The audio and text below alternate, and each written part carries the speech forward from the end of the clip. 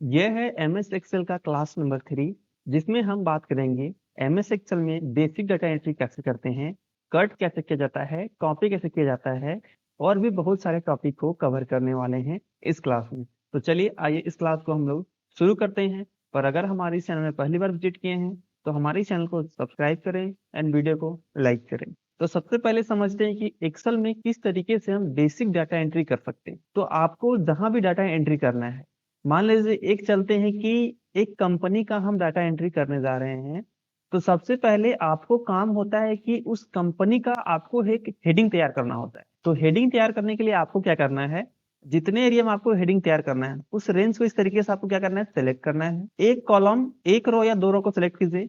अब आपको मर्ज में जाना है। मर्ज से क्या करते हैं, हम सेल को मर्ज करते हैं, यानी एक सेल से अधिक सेल को हम एक में मिलाने का काम करते हैं। मर्ज में क्लिक करना है, जिससे आपका जो सेल है वो एक में कन्वर्ट हो जाएगा। इस तरीके से यहाँ पे कन्वर्ट नहीं होता है, फिर से जाइए मर्ज में, आपको यहाँ से मर्ज एंड सेंटर में क्लिक करना, तो आपको ये मर्ज हो चुका है। अब आपको जिस भी कंपनी का आप डाटा एंट्री करेंगे उस कंपनी का आपको हेडिंग दे देना है। जैसे कि अगर मान लीजिए मैं अपना ही कंपनी का एंट्री कर रहा हूँ, तो मैं यहाँ पे स्किल यंत्र 21 दे दिया। अब इतना तो मैंने लिख दिया। अब सबसे पहला काम इसमें आपको है फॉर्मेट अप्लाई करना, क्योंकि किसी भी डाटा में सबसे बड़ा काम होता है फॉर्मेट अप्लाई करने का। तो आपको सबसे पहले अलाइनमेंट में आना है और आपको इसे मिडिल में करना है। अब इसके बाद करना है आपको इसका जो टेक्स्ट का साइज है वो आपको इंक्रीज करना है, ताकि ये बड़ा लेटर में दिखाई दे, क्योंकि कंपनी का ये नाम है। इस तरीके से आपको बोल्ड कर लेना है।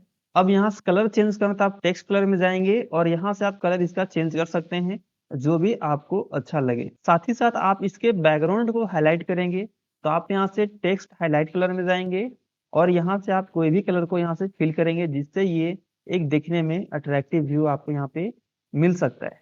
तो जब भी आप कोई डाटा एंट्री का काम करें तो हमेशा आपको इस तरीके से बनाते हुए चलना है। सबसे पहला काम, आपको कंपनी का नाम हेडिंग में देना है।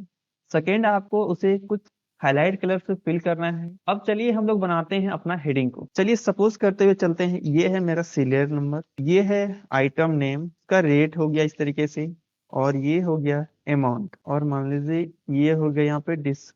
चलिए इतना ही रहने देते हैं। अब यहाँ पे प्रॉब्लम क्या हुआ कि मैंने तो ये लिख दिया, पर यहाँ पे जो सीरियल नंबर का कॉलम है वो बड़ा पड़ चुका है, आइटम नाम का जो कॉलम है वो छोटा पड़ चुका है, जिससे आइटम का जो नेम है वो पूरा हमें व्यू नहीं हो रहा है। तो इसे सही कैसे करेंगे? तो सबसे पहले आपको अगर इसे सही करना है तो या तो आप इस टॉप पे जाइए जहां मेरा कर्सर लेके जा रहा हूँ, इस तरीके से आपको एरो आएगा।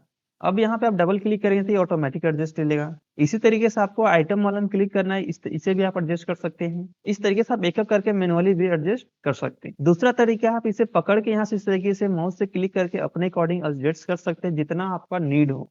ठीक है, अब इस तरीके से एडजस्ट करने के बाद सबसे पहला काम है आपको जो हेडिंग है उसे बोल्ड करना। बोल्ड करने के साथ ये बोल्ड हो चुका है। अब जितना एरिया में आपको डाटा एंट्री करना हो उस रेंज को इस तरीके से सिलेक्ट करना है और बॉर्डर में जाना है। आपको यहाँ पे ऑल बॉर्डर को अप्लाई कर देना है, जिससे आपको ये जो डाटा है ये देखने में थोड़ा आपका एक अट्रैक्टिव व्यू लग सके। अब यहाँ पे हम डाटा एंट्री का काम कर सकते हैं, जैसे सीरियल नंबर 1 दिए, आइटम नेम हम कुछ भी इस तरीके से ले लेते हैं, लक्स, उसका रेट था इस तरीके से 20 रुपीज, और मान लीजिए यहाँ पे एक क्वांटिटी कॉलम छूट चुका है। चलिए, अब यहाँ पे हमने रेट ले लिया, अमाउंट ले लिया, पर यहाँ पे एक क्वांटिटी का कॉलम होना चाहिए ताकि हम रेट इंटू क्वांटिटी करके अमाउंट को निकाल सके। तो इसके लिए क्या करना है, आपको एक कॉलम को सेलेक्ट करना है ऊपर से इस तरीके से, राइट क्लिक करना है, इंसर्ट में जाना है, और आपका यहाँ पे एक कॉलम इस तरीके से इंसर्ट हो चुका है। तो जहां पे हम लिख सकते हैं क्वांटिटी, ठीक है, और मान लीजिए क्वांटिटी हम लिए इसे 50 पीस। अब हमें निकालना है अमाउंट। तो अमाउंट निकालने के लिए इक्वल टू लगाएंगे रेट इंटू क्वांटिटी को इस तरीके से सेलेक्ट करेंगे और इंटर करेंगे, तो आपका अमाउंट इस तरीके से निकल जाएगा।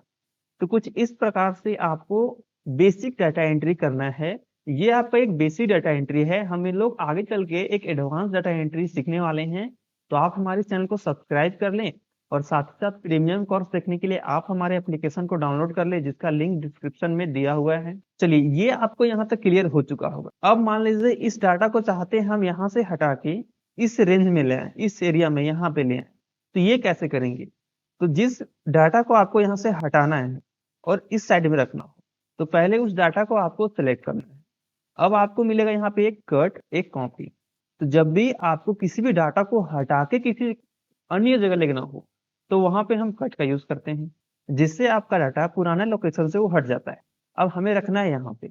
अब यहाँ से आप पेस्ट में क्लिक कीजिए, आपका डाटा पुराने लोकेशन से हट जाएगा और एक नए लोकेशन में आपका डाटा यहाँ पे शिफ्ट ऑटोमेटिकली हो जाएगा, जो कि आप यहाँ पे देख सकते हैं।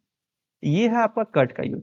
इसी तरीके से अगर आप चाहते हैं कि नहीं हम यहाँ से इसे ना हटाएं और इस ये डाटा हम यहाँ भी रखें, यानी इसी का सेम डुप्लीकेट रखें, तो आप इसे कॉपी का यूज कर सकते हैं। सेलेक्ट कीजिए और कॉपी में जाइए। अब जहां रखना वहां पे कर्सर अपना क्लिक कीजिए और पेस्ट में क्लिक कीजिए, जिससे आपका डाटा दोनों ही जगह रहेगा, यानी आप एक समय में दो जगह डाटा को यूज कर सकते हैं। क्लियर है? तो इस तरीके से आप कट और कॉपी करके किसी भी डाटा को कट और कॉपी करके रख सकते हैं। अब एक आपको यहाँ दिख रहा है फॉर्मेट पेंटर। अब फॉर्मेट पेंटर एक बहुत ही इंपॉर्टेंट ऑप्शन होता है एक्सेल के अंदर। तो मैं अभी आपको एक शॉर्ट फॉर्म में बता रहा हूँ। आने वाले लेक्चर में एक फॉर्मेट पेंटर का एक डिटेल्स वीडियो होगा। जैसे कि अगर मान लीजिए कि मैं यहाँ पे कुछ हेडिंग बना रहा हूँ, जैसे कि नेम, क्लास, रोल नंबर और सब्जेक्ट में। अब मान लीजिए मैं एक यहाँ पे हेडिंग बनाया। अब हेडिंग में क्या, इसे हमें बोल्ड करना था, बॉर्डर अप्लाई करना था। हम चाहते हैं कि ये जो फॉर्मेट अप्लाई है इसमें जितना भी चीज, ये सेम फॉर्मेट स्ट्रक्चर इस डाटा में अप्लाई हो जाए। तो इसके लिए हम फॉर्मेट प्रिंटर का यूज करेंगे। फॉर्मेट प्रिंटर का काम होता है कि जो डाटा आप अप्लाई किए, जो फॉर्मेट आप अप्लाई किए हैं, उसी फॉर्मेट को कॉपी करके अदर डाटा में पेस्ट करना। तो सबसे पहला काम है आपको जिस फॉर्मेट को कॉपी करना, उस फॉर्मेट को यहाँ से ऐसे सिलेक्ट कीजिए। फॉर्मेट पेंटर में एक बार क्लिक करना है। आपके पास एक ब्रश का ऑप्शन आएगा। अब आपको जिस भी डाटा में अप्लाई करना उस डाटा में इस तरीके से सेलेक्ट कर दीजिए। देखिए आपका एक क्लिक में सारा काम हो चुका है।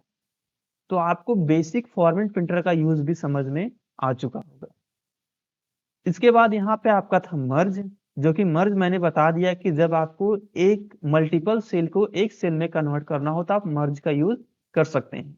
इसके ऊपर भी आगे चल के डिटेल्स वीडियो आने वाला है। अब मान लीजिए जितना भी हमने ये काम किया है इसे हमें हटाना है, पीछे जाना है।